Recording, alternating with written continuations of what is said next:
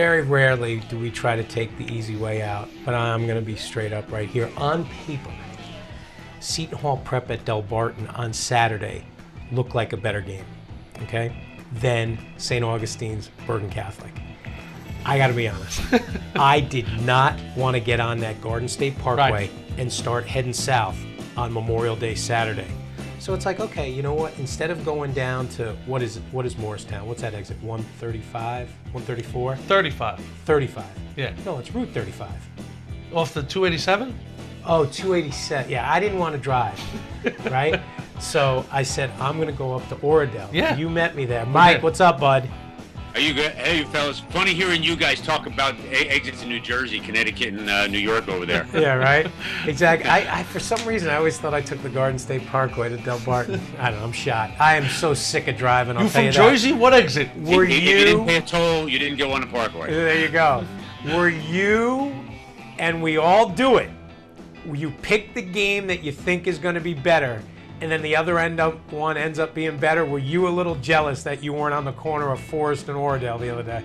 Oh, I'm always jealous. When somebody's at a game that's better than the one I'm at, I'm always jealous. I'm not going to say I'm not, but yeah, I was a little jealous. I was, yeah. Oh, and listen, and I even said to you, I think Kinney dodged a bullet, and people would be like, how does Mike Kinney dodge a bullet? And just because of the fact when your highest rated team in the state is what Bergen Catholic is, comes that close to losing. If they were to have lost that game, I know Kinney would have been upset, as you always are, when there's a huge upset and you're not there. And when Bergen Catholic was down a couple in the third quarter, we were thinking, uh-oh. Mike, so you're filing your story from the Del Barton Seton Hall. We'll get to that and break that thing down in a second. Right. Are you following it? Do you have an idea of what's going on over there in Oradell? I definitely had an idea what was going on with tweets and stuff like that. They needed a big fourth quarter, the Crusaders, to get through that one. Yeah, St. Augustine came with everything they had, which impressed me so much with that long bus ride they had, and obviously playing the team of the caliber they were playing. It impressed me so much. But yeah, I was following and almost ready to abandon everything else I was doing and speed my way over to Oradell. But as I saw things Bergen Catholic began to sort of balance things out, I figured I think they've got this. Yeah, but it's a big state too, because that's one of those schools, St. Augustine, where we were like, where is St. Augustine? And when you look it up, Richland, New Jersey, you know what I mean? Yeah. Which doesn't exactly jump off the tip of my tongue that I know where that is. No, it's down there. Hey, Mike, when you do your postseason awards, you go 3 attack, 3 midi, 3 poles, and a goalie, or do you do other things with that? I do other things. I also go 2 specialists. You know? Okay. A face-off guy, and you figure a pole. You got it. Right. Is it conceivable that tomorrow's game between Bergen and Del Barton, you could definitely be looking at your 3 first-team New Jersey poles in that game? Is it possible? Well, it's possible. Very possible. Yeah, definitely possible. The reason I say that, because when it was 1-0 in favor of St. Augustine's, my man Haluba, sit tight, brother, got into the act. He brings down the house. In the MLL, this is worth 2 points. From about 30 yards, Kurt Haluba. I mean, just absolutely amazing. And who would have thought Haluba's offense would be the difference on this day? Paul, go right here, Doug Paul, then ties the game at 2. But we learned one thing about St. Augustine. They didn't come for just a bus ride, baby. They came to eliminate the Crusaders. Dean the Dream DeSimone makes it 3-2 St. Augustine. Bergen Catholic's goalie, Matt Pedrick. He was awesome on this day. A show of things to come. Keeps it at 3-2. They're down 1. Chris Blewett. Heading off to St. Joe's, Philly. Little crease dive here. There was some contact. Ties it at 3. That's where it would be at the half. Third quarter, here they come. Joe Isel. This makes it 5-3 St. Augustine. Bergen Catholic went 19 minutes in the game without scoring, but here they come. What a day for Mike Riley. The fake, the score, ties the game at 5. Remember, Bergen Catholic has never led in the game. Never led until this. Haluba! Again! Are you kidding me? His second of the day gives the Crusaders their first lead. And then again, Pedrick, look at this. Right on it. He was locked in, seeing the ball beautiful. To the fourth quarter, St. Augustine down 1. Denisovich, Aaron was great in this game. What feat number 7 has. And the game is tied at 6. Big game, elimination, tie, go to your leaders. Blew it, up top, high risk shot, but he gets it to go. And then Mike Riley, Rip City, on stick side, gets it past the keeper. It's 8-6. St. A was only down 1. Looking to tie it up. Save of the season right here. Pedrick climbs the ladder, keeps it at 8-7, and then blew it. And guess what? The Crusaders are going to the state finals. A tough, hard-earned 9-7 victory. A game that was a journey, Mike. I mean, you were standing there. It was a journey. Down, tied at the half, down in the third quarter. Will they come alive? Yes, they did. I think this semifinal game to get to the championship, and everybody knew who was in the championship because Del Barton had won. Their game started at 11. Because Mr. Mackey was there. Yeah. Their game started at 11, so everybody knew. And there are those moments when you play where it's a little different. I think for Bergen and Del Barton, the semifinal is now, okay, we got to the championship. So there was a whole bunch of happy Crusaders afterwards. I don't know if I sensed it pregame, but, I just come out and play as hard as I can at all times. And, when the opportunity strikes, you just take advantage. So just got it done. As a goalie, do you feel yourself heating up and that almost you're seeing it a little better? I mean, yeah, I feel myself heating up. I make a couple stops here and there. Then once it starts clicking, that's it. And now you get what you wish for. You get a trip to the non-public A final. Bergen Catholic has never won a state championship in lacrosse. And, oh, by the way, you have Del Barton. Oh, yeah. I couldn't be happier with who we're playing. We've been wanting them since the beginning of the year. I mean, that's a team I've been looking forward to since they beat us in the state quarterfinals my freshman year. They embarrassed us. So I definitely want to come back, get revenge on them, and we can't wait for that game. He's terrific. They roll on. They roll on. They wouldn't be if it wasn't for Matty Pedrick. Listen, I think collectively, and I know all the guys came home early the night before. They all had the senior prom. They were all back home by 11 o'clock the night before. But I don't care if you're doing everything right. They were not in the beginning of that. That was not the Bergen Catholic team that we've seen at times. And Matt was the first one to say after the game, just didn't feel right in the first half. Wasn't seeing it right. But in the second half, 4 or 5 of those saves, if he doesn't play the way he did in the second half of that game, they're not playing tomorrow against Del Barton. And Pedrick is a kid. He's a lifelong keeper since the 3rd grade. Grew up in New Milford, played Hohokus and Riverdale Lacs, always in between the pipes. And Mike, you're right, because here it is. A lot of times with goalies, we look at the big save late and go, oh, he saved the game right there. Pedrick saved this game in the 3rd quarter. Because when they got down 5-3, St. Augustine's had some beautiful opportunities to make it 6-3, to make it 7-3, even when it was 5-4, to make it 6-4, 7-4, 8-4. That was where he won the game for them. Because if they get down 7-3 in this game, the anxiety level turns to a whole different story. Matty, what's the deal, brother? Yeah, of course. I mean, I was in the 3rd quarter, I was playing down the whole game, and so was the defense. Everything was kind of flat, and all of a sudden, my defense makes a couple stops, gets a couple checks in, I make a couple saves, and boom, we're right back in it. You've been in between the pipes of Bergen Catholic for 4 years. The culmination is here. You guys are going to the state final. This is an amazing run for you guys. Oh, yeah, of course. I've been waiting for this moment for 4 years. It's awesome. I don't even know what to say. And now you're going to see some firepower with the Green Wave of Del Barton. You haven't played them this year. There is some mystery to this opponent for you guys. Oh, yeah, it's a huge mystery. I mean, I don't even think they played anyone that we've played so far, but I have a couple of buddies over there. Maybe we can get the inside scoop. Chaminade should have been one of those teams. Yeah, no, that's a shame. They could use that. So I did a little investigating. And as you've been known to do. You would think Friday night at the prom for Bergen Catholic that Matt would clearly be the best goalie there, right? No. It's Catherine Healy. Oh, wow. From IHA. She is a goalie going to Quinnipiac next year. Oh, look at her. I mean, that's almost like an IHA-issued prom dress for the Blue for the Blue Eagles. Matt overachieved. Oh, there's no doubt about it. She's a beautiful girl. She looks spectacular.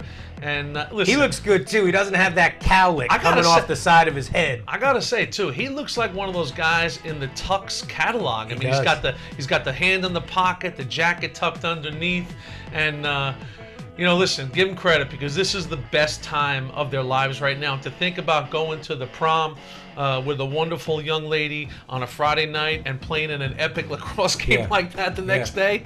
I mean, that's what it's all about. It's a great job. I love Matt's mom. She's great. She's great. I said, I need that. She comes running on the field after that. I said, I need that picture. And then I tried to get some pictures from, it's a tough existence too. You are the dad of a goalie, okay? Yeah. And it's a very tough thing because these games hang in the balance and it's a feast or famine position and, God willing, when it works out for Pedrick on that day, it's a lot of fun for the family. But as we know for the goalies, it can go the other way, and so it's tough. Mike, nobody knows the sport in New Jersey like you do. Did you have any idea that Matt would be as good as he has been this year? No, he's been big. He's been one of the biggest surprises of the year. There's no doubt about it.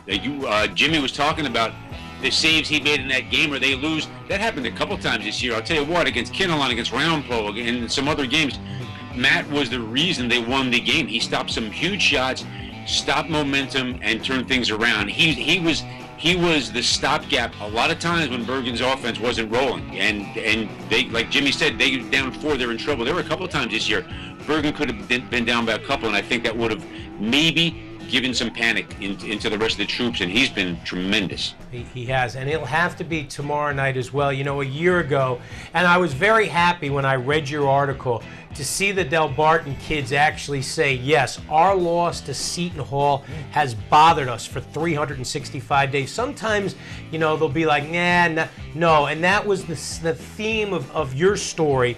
Yeah. In the exact same game a year ago, they were 17-0. Their season was ruined. I don't care that they won the Morris County title last year. At 17-0, they were built to win last year. They get upset in overtime by Seton Hall Prep. When that game was 4-4, Mike, did you get a sense, oh boy, here we go, considering that they had played earlier this year, first game of the season for Del Barton. They had to come back to beat Seton Hall in overtime. Were you surprised that Del Barton jump-started themselves later in that game this time? I was a little bit, and you know why? Because I thought that goal by Seton Hall to tie the game was so significant because it came after the break. It came after halftime. So they scored, they established momentum in the second half, and Seton Hall, against Del Barton the last couple of years, has done such a great job of building something in the second half against them. And I thought, wow, here they go. The prep, off the bus, the whole first half, big crowd, all the stuff going on up in Del Barton. Acclimated themselves, were ready to play lacrosse. I believe that tying goal might have been a death knell for Del Barton. Man, they turned it around. And when they did, it was instant. And it was profound. All right, buddy. He just painted the picture. Now we're going to show you the picture. Seton Hall, Del Barton, non-public semifinal. Seton Hall's already up 1-0, not for long. My man, J.J. McBride. Oh, there he is. He scored the game winner in overtime in round number 1 against Seton Hall, March 26th. Here he comes again. Jules Hennenberg eventually is going to score the goal. He's the Rutgers bounder who jumps out early in this game, and then that wonderful Del Barton defense. They made it personal with Big Jules. So that put the Pirates up 2-1 after 1. Here we go, Spencer Butler. Going to get a second chance opportunity off the rebound. The Pirates will reset. There's number 3. Wow. Location. Top shelf, upper right-hand corner. My man Will McCarthy, Jim, started following me on Twitter last week. You know what happens when you do that? We're going to show you some highlights, and we've shown a lot of him. Look at that. Gets a little bit of separation, drops that inside shoulder, buzzes it home. Yeah, McCarthy, he tied that first game, the overtime win, with 28 seconds left in round 1 against Seton Hall. Picks right up. Tied at 3. Emmett Cordray, second of the game. Put the Grieve Wave up 4-3, 4:30 left in the half. Now, here's the goal Mike talked about. Look at Tommy LaRose. Gets free, goes up top. This is early in the third quarter. Uh-oh. Del Barton, are they in their heads? Well, TJ Camizio said, you know what? You're not going to do it to us again. That was about 5 minutes after the tying goal, 5-4. And then here comes another one real quick. Jordan Dowiak. Oh, Cornell is getting a great one in Dowiak. And Dowiak, McCarthy, Camizio was so solid. Connor Mackey getting the lob pass from McCarthy. That's a heck of a catch by the Yale bounder. Dude's a stud. Get out of his way. He's like a state senator, too. Wait till you see him in the post game. And no drama in this one, Mike. The first one was overtime. There was no drama because at 4-all, Del Barton got the wake-up call they needed. And listen, you like what you see out of Del Barton. Look, I know I saw them a little over a week ago in defeat against Chaminade, but there is something about the progression of Chuck Rubling's team right now. They look primed for a big finish in New Jersey. You think these McBride boys are good through the years? Pretty good, right? They've all been good. And as the Mountain Lakes people said as I walked into the Morris County Championship, hey, let me ask you a question. Are there any more McBrides coming? Because we're about done with them, okay? So we'll see Doc McBride tomorrow night. Good doctor. The good doctor. I love him. So other than play and do well in school, what do you think the McBrides do better than most athletes we've ever covered? Their hair. What? They have beautiful hair. They do. But what do they do really well? I don't know. They talk. Yeah, it's huge. It gives us a lot of confidence going into this next big game. So, pulling out from 5, winning by 5 is big for us. We're playing with a lot of confidence right now, and we're really clicking on all cylinders. And we got great chemistry, all 6 guys out there, and we're just having a lot of fun. You don't want to play a game on emotion because that's not going to help you at times. Yeah. But they beat you in the semifinal last year, so how much is the inspiration? It was, that game last year is something you really don't forget. We had a great team, and to come up short last year, that was tough. But I think it really served as great motivation coming in this game. We had a great week of practice, looking forward to this game. I think that really helped us coming into it. Are you heading up to Oradell right after this game? Yeah, I'll be rooting for my brother, but yeah, so hopefully we can see them again. That'd be a fun matchup. It's going to be awesome. I mean, we've had a pretty intense sibling rivalry throughout the season. Bergen's having a tremendous season up there. But I think we are too. I think it's going to be a great matchup. I mean, from the first whistle, we're going to be facing off against each other, and it's something that we do been doing in the backyard for a while. So it's going to be fun. Connor's much bigger than his brother, Brendan. He is. Got that big, thick neck. A year older. Hey, Mike, how about this?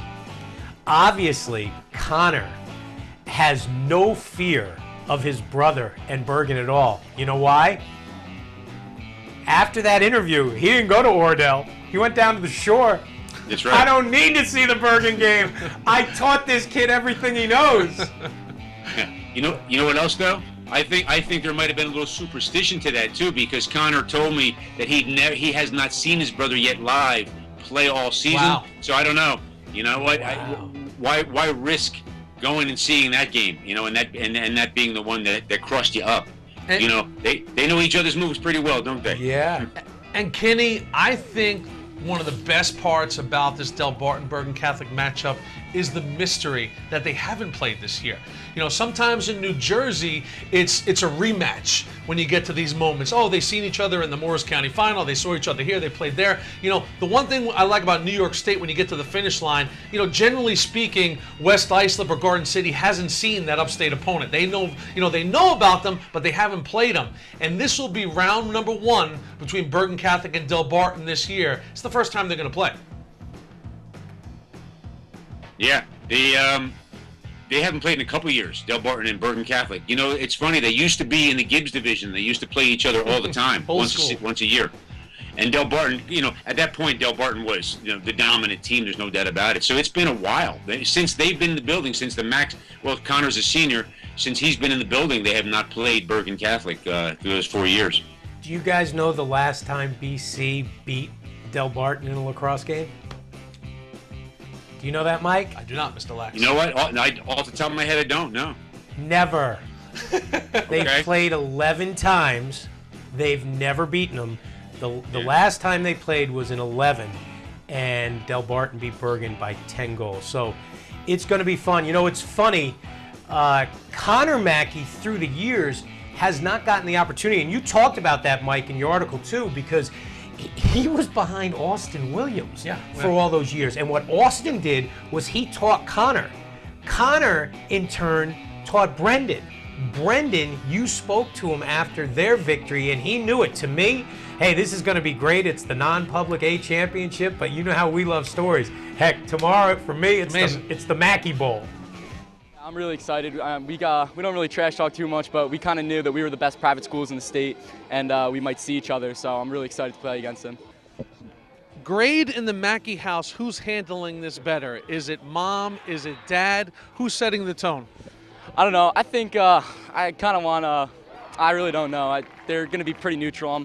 It's going to be exciting to see which side my mom stands on, who she sits with, what she wears. My dad probably will be taking pictures, but I really don't know. You're in a tight game today. There's pressure at the face-off X. Will there be anything like the pressure of that opening face-off when you go out there and it's your brother Connor you're facing off against? There's going to be a ton of pressure. We always go in the backyard. That's how we both got good. He kind of taught me, so it should be exciting. We both do the same moves, I'm pretty sure. So hopefully I'll try to mix it up on him, but it's definitely going to be a good one. I can't wait. So I've never been out at the X. It's a tough spot. Well, Karen Mackey, she's losing her mind. This is like, she is like, oh man. Now John's pretty good about this. Now we saw him at the game, and it's so funny because I spoke to him before you did. Now Mike, you probably saw him at Del Barton. He had like a nice thin sweater on. Green. He gets the Bergen. He's got the Bergen pullover on. I'm like, what did you do? Change? He unzippers. He goes, no, I got the Del Barton stuff on. It's going to be fun. I think he's into it. I don't know if Karen How can she be? These are her two sons. I know. Somebody's coming home a loser on that night in an epic elimination game. Listen, we know it's a fun, it's games, it's not, the serious things in life, but this is not an easy spot for a family. Not for mom, that's for sure. Connor spun it the other way, though. Connor said, how could they be upset? Because either way, they're going to have a state championship, to celebrate. So they're okay. That's one way to look at it, but they're going to have to let. I think that's a little Del Barton confidence there. A little Del Barton confidence, like, hey, don't worry about it. At least one of us is going to win. So that's going to be fun. Okay, buddy. I'm going to have you talk about 5 of the other events they're going to play very quickly. I'm going to put you on the spot. Who do you like tomorrow, Del Barton or Bergen? I've been saying Bergen all along, and I'm going to stick with Bergen. Del Barton is coming on strong, but I think Bergen has enough to pull it out. I think their midfield will be a factor tomorrow, especially if it's warm up in Livingston. Okay, so you're true to your word because this is your stuff from last week, and you said in the final Del Barton would beat Bergen, and you had Bergen. Let's jump to Group 2. Summit beat Northern Highlands. They do it with defense again. They're going to take on Somerville. Who did Mike Kinney have in the Group 2 final? He had Summit and Somerville. Amazing. And will you change your pick for the winner? No way. No. Summit's that zone defense is right now playing great, but we knew that was all along that defense was outstanding. And Sam Babu is doing fantastic in the cage. What's changed Summit is that their offense has come around, so they've become a more complete team.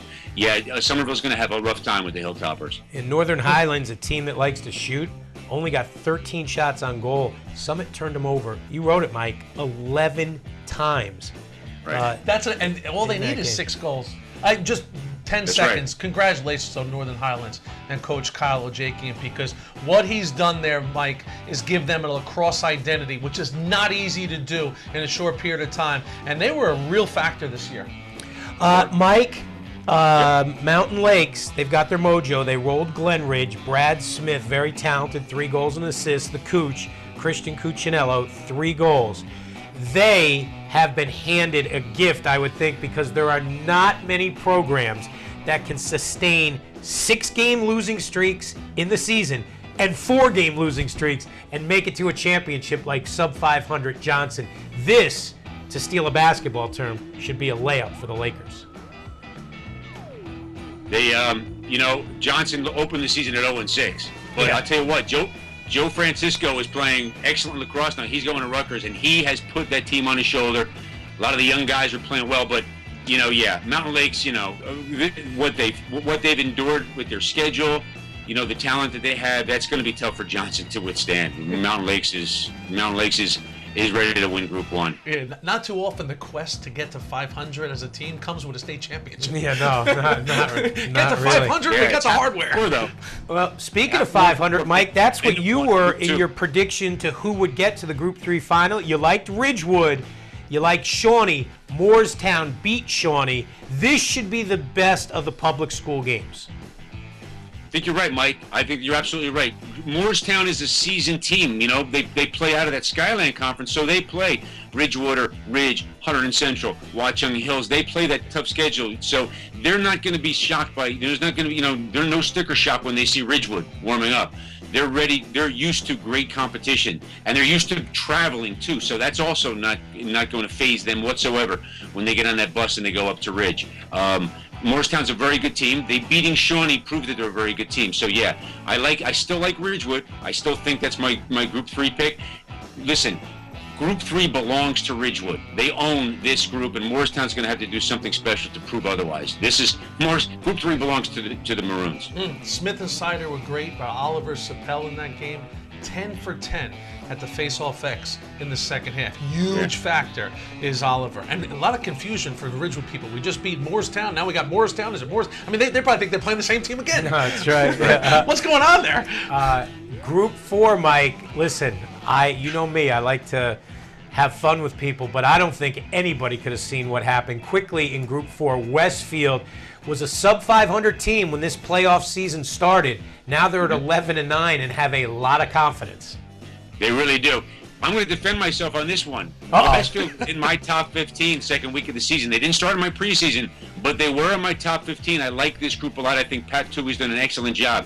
Injuries, though, plagued the Blue Devils, and a gruesome schedule, absolutely brutal schedule. They're back, they're healthy, they're playing good lacrosse. I'm still surprised that they got through this section, but I'm not shocked. They're good. Pingree upset your prediction for the final because Mo Beard got him by a goal. Immaculata rolled. This non-B is going to be fun. Going to be fun. Oh, you know what? We're talking about the face-off going on at Del Barton and Bergen Catholic with the Mackey brothers. Paul Razimowitz of Immaculata and Trevor Baptiste of Morristown Beard. It's worth watching. Here's a game, talk about jealousy. I'd like to see those two go against each other, but there's no way in the world I'm not going to go watch the Mackeys face-off. But yeah, Morristown Beard with face-off and with a balanced offense got through that. Credit to them. They did what they needed to do to get by Ridgewood's Pingree's tough defense. So it's Bergen, it's Immaculata. Who you going with? Westfield, right? Westfield, yeah. Okay. Ridgewood in a close game. Yes. Summit big. Yes. Mountain Lakes big. Okay. Now, Mr. Kinney, who are the two teams that get the bye in the Tournament of Champions? Ooh.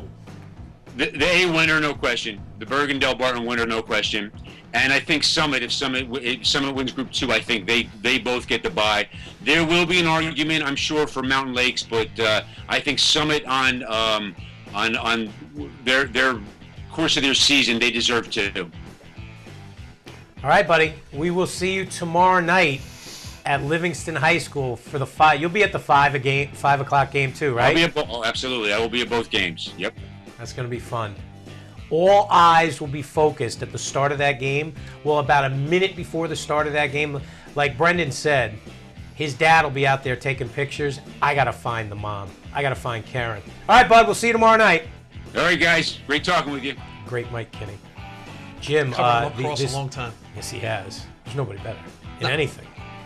Jim, we have to move the Put a Face on It up a day, with Memorial Day and all these things going on. So I'm making my picks tomorrow. This is like moving the Oscars. Yeah, so the picks will be on tomorrow at about 2 o'clock. I'm going to come in early tomorrow, tape all that stuff, get it out. By the way, going to have a lot of Jersey stuff. Mr. Lax last week? Yeah, he killed it. Oh, baby. Baby. I mean, knocking them down one at a time. Jim, you know what's back? Well, I don't know if it's back. We've never had it, but have you got a load of this guy, Mike Monty? Double M Express. I'm going to tell you this right now. I'm going to be chatting live. It's like the old Quick 60 show. They're going to send me things, and I'm going to talk back to them. That's next Tuesday at 7 o'clock. This guy, Monty, I don't know if he's going to be able to do it. He's a Sachem North grad. Oh, it's a rough week for them.